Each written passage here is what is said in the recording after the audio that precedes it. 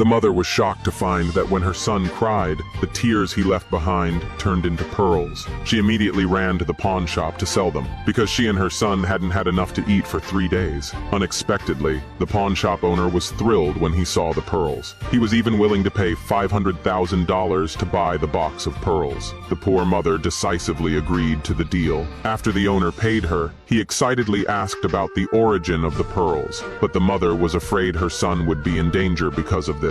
She quickly fled the pawn shop. At this time, the mother did not know that her son was actually a prince of the Mermaid tribe. This all started many years ago. The mother's name was Mary. Mary was originally a billionaire female CEO. She had a powerful cousin. The cousin, in order to steal Mary's wealth, had plotted many schemes over the years to kill Mary. Among them, there were 2 key plans. The first time, the cousin tricked Mary into meeting an unknown man. Unexpectedly, by fate's arrangement, that stranger was not only the king of the Mermaid tribe, but also the richest man in the country. The man's name was Smith. Sadly, Mary and Smith did not see each other's faces during their night meeting, because it was too dark. The second time, the cousin directly tried to run Mary over with a car. The cousin thought she had succeeded this time. She arrogantly snatched the necklace from Mary and happily went home, but unexpectedly, Mary survived. She just lost all her memories. The cousin smoothly inherited Mary's company. She felt Mary was no longer a threat, so she temporarily gave up on killing Mary. Many years later, Mary gave birth to a son, but due to her memory loss, she did not know who her son's biological father was. Meanwhile, Smith had been resting in the sea for 5 years due to an accident.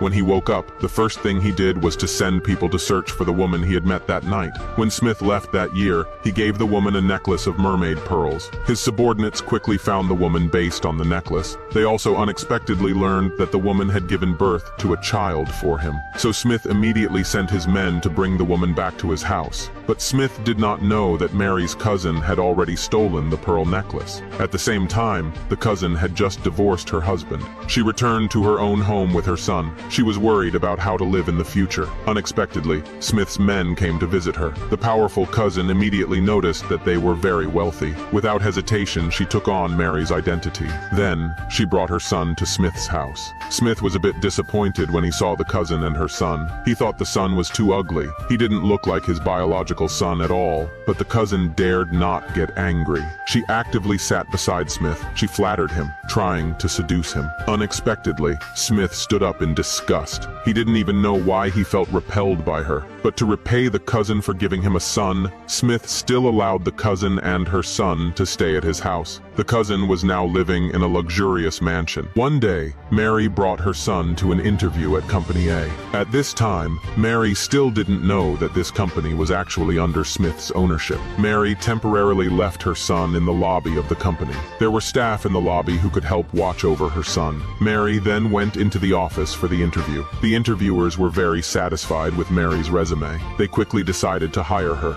But in the next second, the cousin suddenly appeared with her son. She was still officially Smith's wife. She had originally come to the company to flatter Smith, but unexpectedly, she saw Mary. She immediately ordered Mary to leave the company. One of the interviewers stood up at this point. She handed the cousin Mary's work. She stated that Mary was an extremely valuable talent for Company A. Unexpectedly, the cousin directly tore up Mary's work. The cousin sneered dismissively. She then falsely accused Mary of being morally corrupt, claiming she had had immoral dates with different men. The interviewers were shocked. They didn't expect Mary to be such a person. Mary was furious. She scolded the cousin for having no right to deny her work, and for having no right to slander her. At this moment, Mary's son suddenly stood in front of her. He had been waiting in the lobby and got impatient, so he came up to find her. The son warned the cousin not to hurt Mary, but the cousin wasn't afraid of the 5-year-old child at all. She directly ordered the security to arrest Mary and her son. Then the cousin grabbed a thick iron rod. She was going to beat Mary badly today. Mary's son was terrified. He couldn't help but shed a pearl-shaped tear. But just as the cousin was about to strike, Smith suddenly returned to the company.